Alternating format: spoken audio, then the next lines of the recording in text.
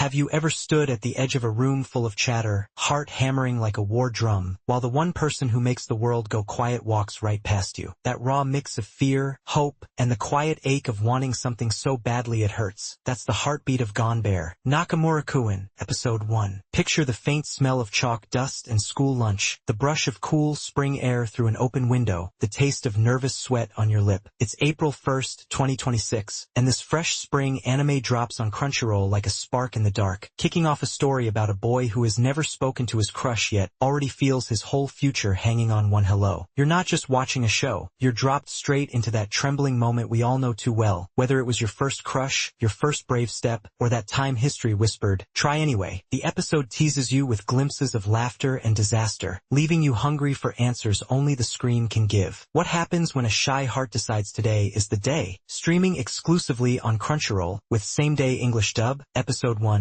Go for it. Nakamura Kun / super exciting cooking class throws us into the life of 15-year-old Okudo Nakamura right at the start of high school. A month after the entrance ceremony, he's head over heels for classmate Aiki Hirose, but they've never even said hello. Today, Nakamura swears he'll change that. We follow his clumsy, hilarious attempts to get close, fantasies exploding in his head while real life trips him up, culminating in a chaotic cooking class moment that leaves everything hanging. No prior episodes needed. This is the perfect first bite, pulling straight from the manga's early chapters while keeping the transition smooth and full of promise. You feel the classroom walls close in, hear the clock ticking, and wonder, will one tiny mistake ruin everything, or spark something new? The episode moves like a perfectly timed comedy sketch, fast, bouncy, never boring. It opens with Nakamura's quiet narration, then dives into his failed, cool guy plans, each one crashing harder than the last. No huge twists, but every small failure builds suspense. Will he finally speak? The pacing is quick and light, balancing big laughs with quiet pauses that let you feel his panic. Fans on Reddit and Twitter often ask about the octopus scene. Does it feel random? In the manga it was darker, octopus is headed for the pot, but the anime softens it into a sweet rescue vibe, making the moment warmer and less shocking for episode 1. It ends on a perfect cliffhanger, ink everywhere, a half-spoken wish to be friends, and Nakamura's heart still racing. You're left desperate to know if this tiny connection survives the mess. Nakamura is the star, awkward, glowing with hidden fire. We see his hidden wounds, the fear of being weird, the loneliness of keeping his feelings secret even from himself at first. His choices scream consistency. He overthinks like a general planning battle, yet freezes like a deer in headlights. Hirose feels kind and steady, the calm eye in Nakamura's storm. His small, gentle reactions hint at depths we'll crave later. By the end, Nakamura grows just a sliver. He says the scary words out loud in his head, "I'm gay, and I like him." It's simple, but it lands like a quiet revolution in his soul. You sit there thinking, I've been that kid, heart squeezing with recognition. At its core, this episode asks the oldest human question. What does it cost to reach for connection when every step feels like walking a tightrope? Love versus fear, hope against the ache of, what if they don't see me? It shows sacrifice, not grand battles, but tiny ones like swallowing pride after stepping on a dropped handkerchief. Morality here is gentle. Being true to yourself isn't loud or dramatic. It's choosing to try again tomorrow. Like the first brave souls in history who whispered truths others feared to say, Nakamura's small courage feels huge. You feel the weight of every unspoken crush you've ever had, and the episode whispers, it's okay to be scared. Just keep going. It's a bright, everyday Japanese high school. Lockers, aprons, sinks full of surprises, but the retro 90s lens makes it feel timeless and safe. No heavy lore drops, yet the rules are clear. Feelings are normal. Awkwardness is universal, and even a pet octopus at home says everything about a boy's soft heart. It enriches the universe by making queerness feel ordinary. No big announcements, just life. The script shines in the silence and the chaos inside Nakamura's head. Internal monologues crackle with energy. Funny, honest, never cliché. Real spoken lines are short and real, like nervous teenagers actually talk. One quiet moment after the ink flies hits harder than any shout. It echoes long after the credits, reminding you of every time you've mumbled, never mind, when your heart screamed otherwise. Studio Drive, under director and character designer Aoi Yumiki, delivers pure magic. The art direction screams loving homage to 90s classics, soft lines, bright popping colors, and wild chibi faces when Nakamura panics. Shadows flicker during his anxious spirals, while warm light bathes Hirose like a dream. Stillness in close-ups on trembling hands says more than movement ever could. Every frame feels handmade, full of heart. Camera angles pull you inside Nakamura's head. Dizzy spins during fantasy fantasies, tight close-ups on sweaty palms, slow zooms when eyes finally meet. Editing cuts sharp between daydream glory and sweaty reality, mirroring how hope and fear crash together. The OST feels like another character, bouncy and playful one second, soft and aching the next. The opening Shunpatsutiki ni Koi Shiyu by Yasuyuki Okamura and Kento Nakajima explodes with energy that matches Nakamura's racing pulse. Episode 1's ending, Hatsukoi by Kozo Murashita, wraps you in gentle nostalgia. Silence during the big cooking class moment, louder than any song. Chiaki Kobayashi as Okudo Nakamura is the soul of the episode. His voice cracks, rises, and falls with perfect tremor. Confident fantasy hero one beat, shy disaster the next. You feel every flutter in his chest. Yuki Sakakihara as Aiki Hirose brings calm warmth, his gentle tone making you lean in, wondering what he's really thinking. This episode left me smiling, cringing, and rooting so hard my chest hurt. One moment you laugh until your sides ache. The next you feel the scar of old rejections. The ink spray climax feels like destinies colliding, messy, ridiculous, and strangely beautiful. It asks the same question every great love story does. Can one clumsy step forward change everything? I walked away lighter, remembering that even the smallest Gambare, do your best, can rewrite your story. Haven't you carried that same quiet hope? Some might say the comedy leans heavy on awkwardness, and the pace races like a nervous teen. But those flaws are choices, mirroring real first love panic and keeping the retro energy alive. Nothing feels forced. It simply invites you to laugh with Nakamura, not at him. Episode 1 nails its goals. Funny, tender, and bursting with life. Its biggest strength is turning ordinary shyness into something magical and true. Weaknesses, almost none that matter. This isn't just an anime. It's a warm hand on your shoulder saying, you're not alone in the awkward. So here's the question that won't let you go. What if the next clumsy step you take, or watch Nakamura take, turns into the start of something real? The screen is waiting. Your heart already knows the answer. Press play. You won't just watch episode 1. You'll feel it, remember it, and maybe even find a little courage of your own. Gambare.